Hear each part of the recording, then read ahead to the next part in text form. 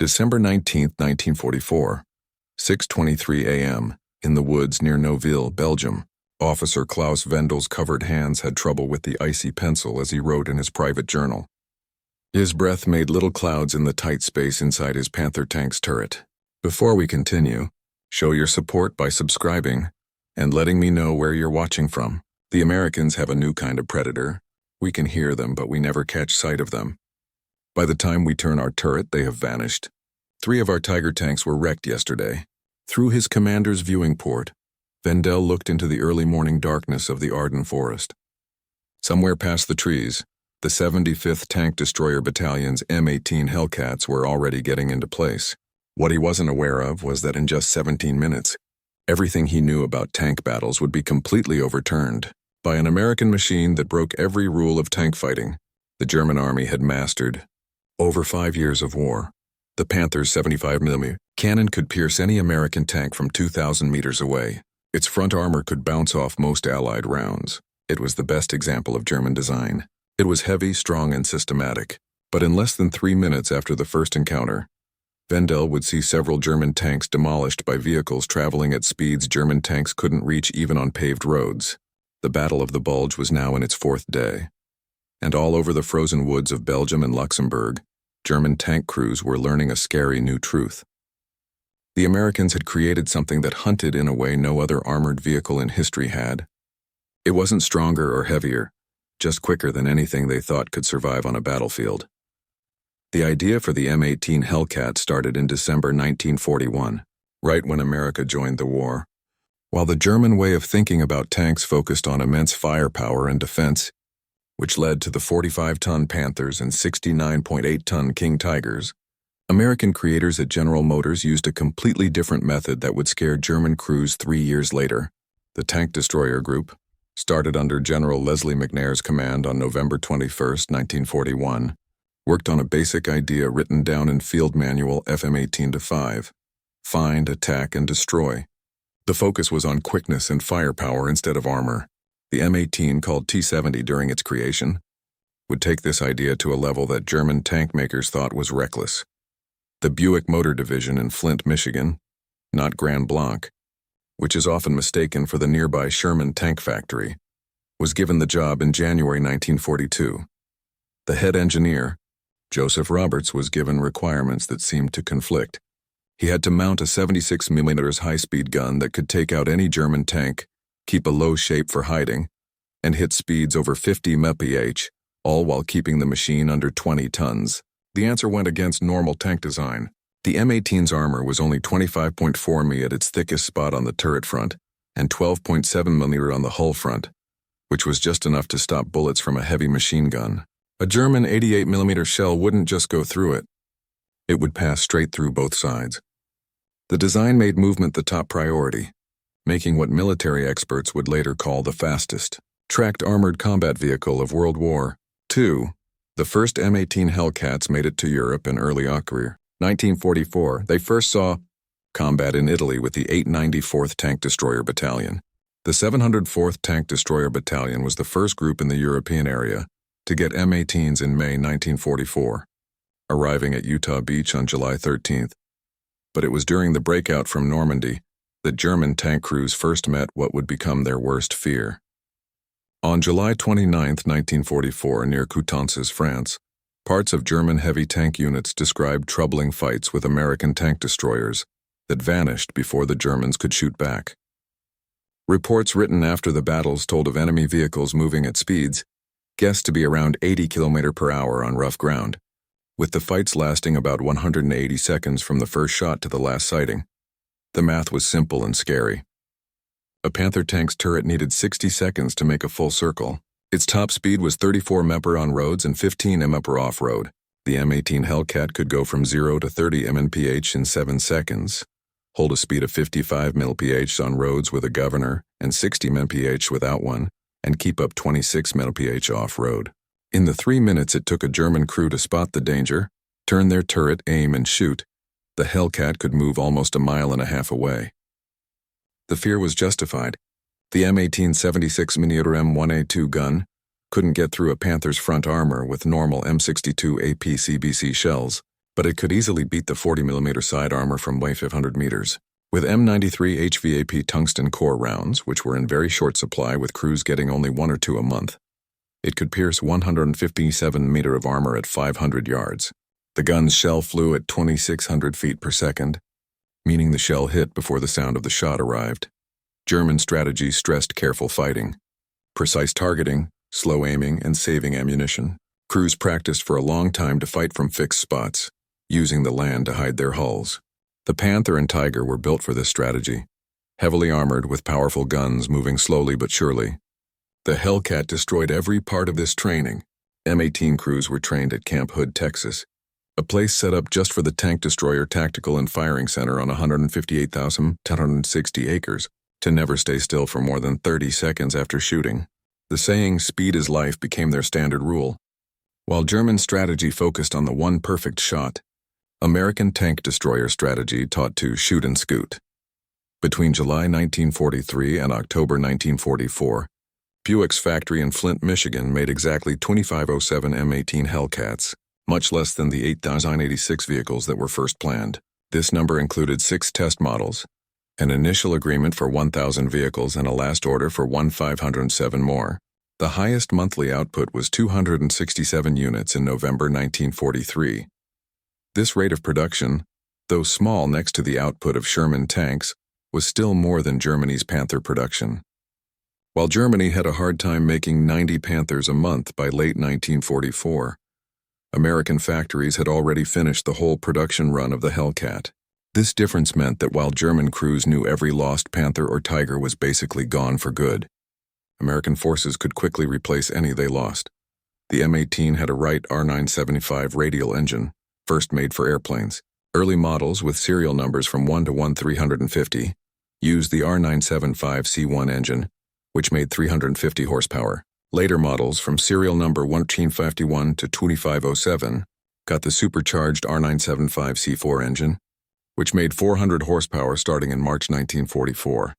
This power, along with the vehicle's weight of 17.7 to 20 tons, sources differ based on its setup, gave it a great power-to-weight ratio of 20 to 22.5 horsepower per ton, compared to the Panther's 15 horsepower per ton. The Hellcat's automatic transmission with a torque converter let drivers keep up their top speed while turning, a huge plus over German tanks that needed manual gear shifting and clutch use. Its ground pressure was just 10.5 psi, less than many wheeled vehicles, which meant Hellcats could go through mud and snow that stuck the 57-ton Tiger, with its 15.2 psi ground pressure, and the 69.8-ton Tiger II. The breakout from Normandy in August 1944 was the first big display of the Hellcat strategy during Operation Cobra, which started on July 28, 1944. The 603rd Tank Destroyer Battalion, which got its M18s in October 1943 and landed at Utah Beach between July 21st and 22nd, took part in the push through Brittany. The 704th and 705th Battalions, also using M18s, joined the quick advance. Normal tank fighting would have required slow, careful movements and long firefights. Instead, M18 crews did what became known as rapid flanking attacks, using their better speed to hit from surprising directions before German turrets could turn to face them. The Battle of Aricourt, which happened from September 18th to 29th, 1944, not October as sometimes reported, near the Nancy bridgehead over the Moselle River, showed what the M18 could do when used correctly. The 74th Tank Destroyer Battalion, working with the 4th Armored Division's Combat Command A, went up against parts of the German 113th Panzer Brigade in weather that should have helped the defenders. On September 19th, Lieutenant Edwin Leiper's platoon fought German armor in thick fog at very close distances, with visibility down to 30 feet. In the first 5 minutes, his M18s took out 5 German tanks while only losing one of their own. The fight went on and they destroyed 10 more enemy tanks for the loss of 2 more M18s. Captain Tom Evans received the Distinguished Service Cross after he personally operated a disabled M18's gun to destroy enemy panzers. The final results at Aricourt were amazing. 39 German tanks destroyed for 4 M18s destroyed and 3 damaged. A 5.6 to 1 kill ratio that proved the tank destroyer idea worked. The Battle of the Bulge in December 1944 was the Hellcat's most famous test. The 705th Tank Destroyer Battalion, which General A.D. Bruce called the finest tank destroyer battalion yet trained, rushed to defend Bastogne, giving vital armored help to the 101st Airborne Division. On December 19th and 20th, 1944, near Neuville, M18s from both the 609th and 705th Tank Destroyer Battalions fought parts of the 2nd Panzer Division. The 609th got there first with Team Desabris. Lieutenant David K. Hagens' platoon of 4 M18s had amazing success. One vehicle knocked out 7 German tanks and another destroyed 5, losing only 1 M18 while destroying a total of 14 enemy tanks. The 705th, led by Lieutenant Colonel Clifford D. Templeton, arrived late on December 19th with about 12 M18s. The joined forces helped destroy at least 30 German tanks over 2 days, causing 600 to 1,000 German casualties and creating a vital 48-hour delay. The 705th would later get a Presidential Unit citation for its actions at Bastogne from December 18th to 27th, 1944. On Christmas Day 1944 alone, the 705th destroyed 27 German tanks while losing 6 M18s as they fought the 15th Panzer Grenadier Division, keeping up their amazing kill ratios even in the hardest fighting. In total, during the siege of Bastogne, the 705th destroyed about 40 German tanks for 6 M18 losses, getting a 6.7 to 1 kill ratio. The Hellcat's strengths grew in bad weather. While heavy German tanks had trouble in mud and snow, the M18's lightweight and low ground pressure let it keep moving. During the start of the bulge, thick fog kept planes on the ground and cut visibility to under 100 meters. German strategy, which depended on long-range gun skill, was now useless. Hellcat crews, trained for close-up ambushes at Camp Hood's intense battle course, did well in these conditions. The M18's lightweight gave it a strategic mobility that heavy German tanks could not equal. While a King Tiger needed Class 70 bridges, which were not common in Europe, the M18 could cross Class 24 bridges, basically any bridge that could hold a loaded truck. This advantage was key during the Rhine crossings. While heavy German tanks looked for bridges strong enough to hold them, Hellcats crossed on makeshift structures put up by combat engineers. While American factories made 2,507 M18 Hellcats between July 1943 and October 1944, Germany had a hard time making heavy tanks throughout the war. In total, about 6,000 Panther vehicles were made, while only 492 King Tigers and 1,347 Tiger Is were ever built. The numbers of industrial power could not be ignored. For every Panther made, America built 8 tank destroyers and tanks in total. German tank crews faced not only better tactics but also huge numbers. American production included 49 Tu-34 M4 Shermans, 507 M18 Hellcats, tie-dye 324 M10 tank destroyers, 173 M36 tank destroyers, plus 88 410 other armored vehicles. German tank crew training in 1944 focused on careful engagement, precise target finding, slow aiming, and saving ammo. By late 1944, experienced German tank crews were getting very rare. New crews got very little training, sometimes only 2 weeks before being sent to fight. American Hellcat crews, on the other hand, got a lot of training at Camp Hood, later Fort Hood, in Texas. The Tank Destroyer School's program had 17 weeks of tough training with a focus on speed, movement, and taking action. The facility, first led by Lieutenant Colonel, later Brigadier General Andrew D. Bruce, could train 100,000 soldiers at once, with 28 battalions and 8 groups in different stages of training. Crews practiced high-speed shooting, quick repositioning, and coordinated attacks until they became second nature. The intense battle course, first called the Tank Hunting Course, was the first U.S. Army training to use live bullets overhead, with soldiers spending a full week in pretend combat situations. By late 1944, the American tank destroyer strategy had grown from early ideas to proven fighting methods. FM 18.5, released in June 1942, said, "There is only one battle goal for tank destroyer units: the destruction of enemy tanks."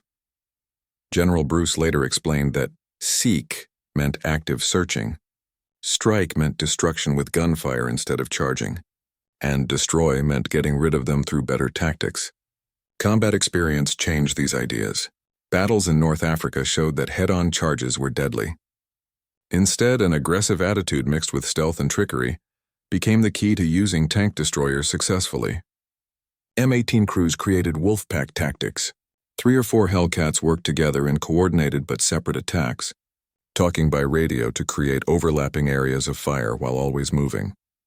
By the end of the war, M18 Hellcat units had achieved amazing combat numbers.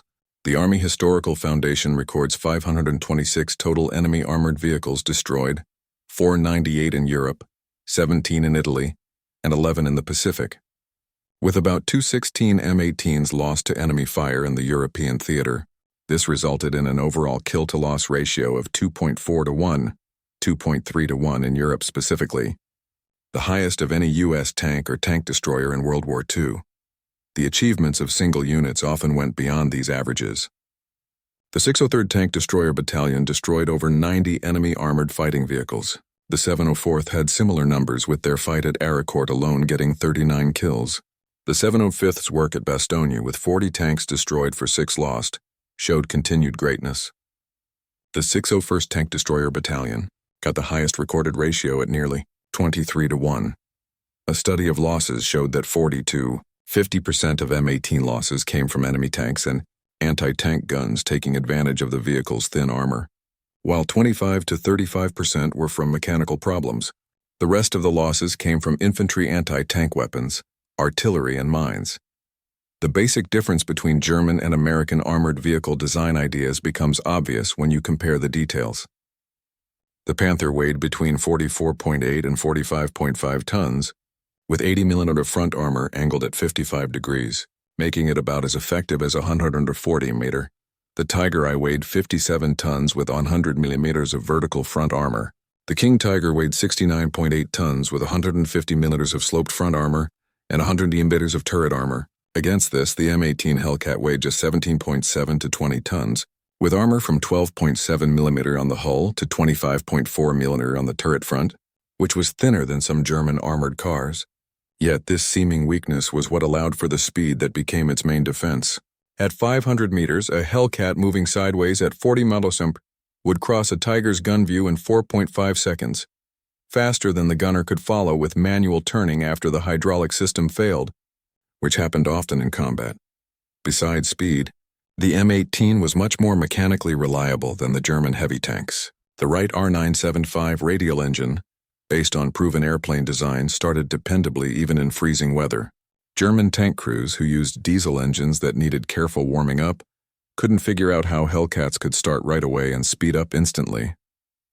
The Panther's complex transmission, though advanced for its time, turned out to be weak in combat situations. Problems with the final drive affected the design for its whole service life. The Tiger II was so complicated that more were lost to mechanical issues than to enemy fire. At the same time, the M18's simple design, using proven car parts whenever it could, made sure it was always ready to go. American supply line strength made the M18 even more effective. While German tanks often sat unused because of a lack of fuel, spare parts, or ammo, Hellcat units stayed highly operational because of efficient supply systems. The well-known Red Ball Express and similar supply operations made sure fuel was always delivered, while common parts meant repairs could be done easily in the field. German forces by late 1944 had constant fuel shortages. Operation Watch on the Rhine, the German offensive in the Ardennes, was partly planned to capture Allied fuel stashes because German supplies couldn't support long operations. This fuel problem meant German tanks often had to fight from fixed, defensive spots exactly where the mobile Hellcat had the biggest advantage. Every M18 had both a radio and an intercom system that worked well.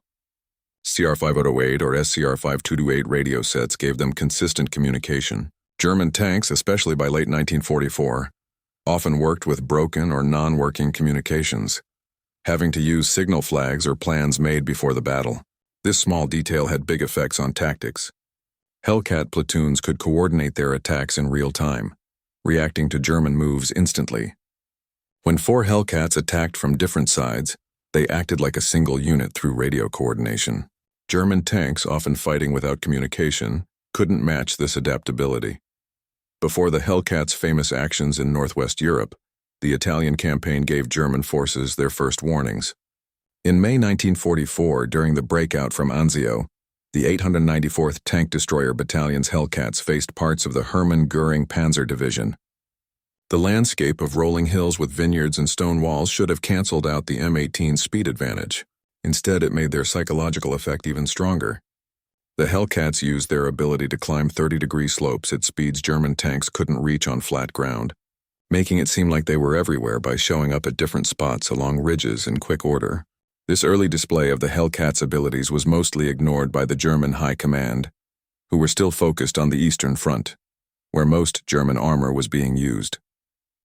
The winter of 1944-45 showed that the Hellcat's strengths actually grew in bad weather. The M18's wide tracks and light weight, which created only 10.5 psi of ground pressure, let it move through snow that trapped heavier vehicles. German Tigers and Panthers, already having problems with mechanical reliability, found their movement even more limited by winter weather. During the Battle of the Bulge, Hellcat crews used these conditions masterfully. They used their speed to race through areas where heavy German tanks got stuck, showing up behind German lines where it was thought heavy armor couldn't go. This ability to move in poor conditions was a big reason for the successful defense of Bastogne. German forces tried different counter-tactics against the Hellcat danger. New tactical guides suggested using smoke as soon as M18s were spotted, basically blinding themselves in the hope the danger would go away. Other desperate actions included welding extra track links to the side armor, which didn't work against 76 mm rounds, and setting up planned ambushes with hidden anti-tank guns. Nothing worked all the time. The Hellcat's mix of speed, firepower, and tactical adaptability was too much for the available German resources. The vehicle's mere presence changed how the Germans acted. Commanders were hesitant to use their armor without a lot of scouting, giving up their advantage in speed. In March 1945, near Remagen, M18s from the 656th Tank Destroyer Battalion crossed the captured Ludendorff Bridge while it was too damaged for heavier vehicles. They set up a defensive line that destroyed 11 German tanks trying to get near the bridge, including 2 King Tigers that couldn't turn quickly enough in the tight space. This action showed the strategic importance of the M18's lightweight. While heavy German tanks needed specific paths and specially strengthened bridges, Hellcats could use any crossing that could handle truck traffic, showing up in impossible places behind German lines. April 1945 saw the Ruhr Pocket become a huge trap for German Army Group B. The 893rd Tank Destroyer Battalion's Hellcats carried out what experts considered perfect tank destroyer actions, speeding through collapsing German lines at speeds near 60 Mori on cleared highways, appearing deep in German rear areas before commanders even knew the front line was broken. These last operations showed the M18's idea fully realized: speed as a weapon, movement as armor, and surprise as the main tactic. German defensive positions made to stop slow attacks by heavy tanks were useless against vehicles that just raced around them at highway speeds. After the war, studies by U.S. Army historians confirmed the M18 idea, despite its weaknesses. The 76mm gun's failure to pierce the front armor of Panthers or Tigers with normal ammo forced them to rely on side attacks, missions where the vehicle's speed was crucial. With standard M62 APC-BC rounds only getting through 93 mm of armor at 500 yards, and with rare HVAP rounds, crews had to get dangerously close for front-on fights against German heavy tanks. Yet the combat history speaks for itself. 526 confirmed kills against 216 combat losses led to the highest kill-to-loss ratio of any American armored vehicle in World War II. This success didn't come from better firepower or protection, but from a new way of using speed and movement combined with better crew training. The M18 Hellcat was more than just a vehicle. It stood for a totally different idea of armored combat. While Germany perfected the tank as a breakthrough tool and a mobile fort, America made something new: the tank destroyer as a pure hunter. The tank destroyer force's motto, "Seek, strike, and destroy," turned out to be true. By the war's end, American tank destroyer battalions had claimed over 11,000 enemy vehicles destroyed in total, with Hellcat units getting the highest kill ratios. The strategy stressed that tank destroyers were not tanks and shouldn't be used like them. They were hunters that attacked from ambush and then disappeared. Beyond tactical success, the Hellcat had strategic effects. German armored reserves, instead of being gathered for attacks, were increasingly kept back to protect against tank destroyer raids. Just having Hellcat units in an area could stop German armored movement for hours, while commanders tried to find out where they were. During the Ardennes offensive, captured German messages showed commanders asking for confirmation that no Hellcats were nearby before sending in their reserves. Hours were wasted on scouting, and momentum was given up for caution. The attack that was supposed to divide the Allied forces was partly stopped by the fear of vehicles that weighed less than half a Panther. The M18 Hellcats that were built showed the American industrial mindset, not perfection, but practical effectiveness. While Germany built 6,000 Panthers over 3 years, dealing with quality issues and part shortages, Buick made all the M18s in just 15 months using proven parts and simpler building methods. When German engineers looked at captured M18s, they saw what they thought was crudeness: functional welds instead of perfect seams, armor plates with tool marks, and an interior layout that seemed unplanned. Yet this crude vehicle consistently destroyed German tanks that were built with the precision of a watchmaker. The difference was in the design idea. Germany built engineering masterpieces, while America built useful tools.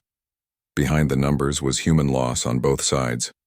Young German tankers, many still teens by 1945, faced an enemy that went against everything they were taught.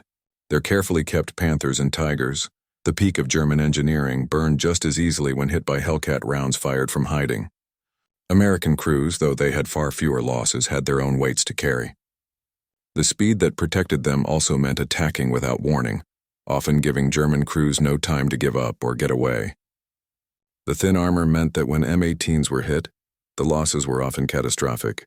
Though the open-topped turret design actually raised crew survival rates to over 80%, compared to just 35% for German heavy tank crews. The M18 Hellcat's impact went beyond World War II. Armies after the war studied how it was used, seeing that movement could be better than protection in some situations. Modern military ideas that focus on shoot and scoot, quick repositioning, and movement as a survival method all have their origins in how the M18 was used in 1944-45. Today at Fort Moore, which used to be Fort Benning, a restored M18 Hellcat sits at the entrance to the armor school. Its plaque honors it as the fastest armored fighting vehicle of World War II and proof that American creativity and mass production could beat advanced enemy tanks. Through speed and new tactics, the final summary of the Hellcat's impact is as follows. Production total was 2507. The production time was July 1943 to October 1944, just 15 months. The highest production was 267 units in November 1943. The cost per unit was 50 cents and $500 in 1943. It was made at the Buick division in Flint, Michigan. Its performance included a top speed of 55 km/h, governed, and 60 mph, ungoverned. It could accelerate from 0 to 30 mph in 7 seconds. Its range was 100 to 105 miles. The power-to-weight ratio was 20 to 22.5 horsepower per ton, and its ground pressure was 10.5 psi. Its combat record shows 526 enemy vehicles confirmed destroyed, with 216 M18s lost to enemy fire. The overall kill ratio was 2.4 to 1, and in the European theater it was 2.3 to 1. In comparison, the German Panther weighed 44.8 to 45.5 tons with 15 horsepower per ton and a 34 mph top speed. The Tiger I weighed 57 tons with 100 millimeters of front armor, and 347 were made. The Tiger II weighed 69.8 tons with 150 of front armor, and 492 were made. The biggest irony of the Hellcat story is that German strategy created the situation for its success.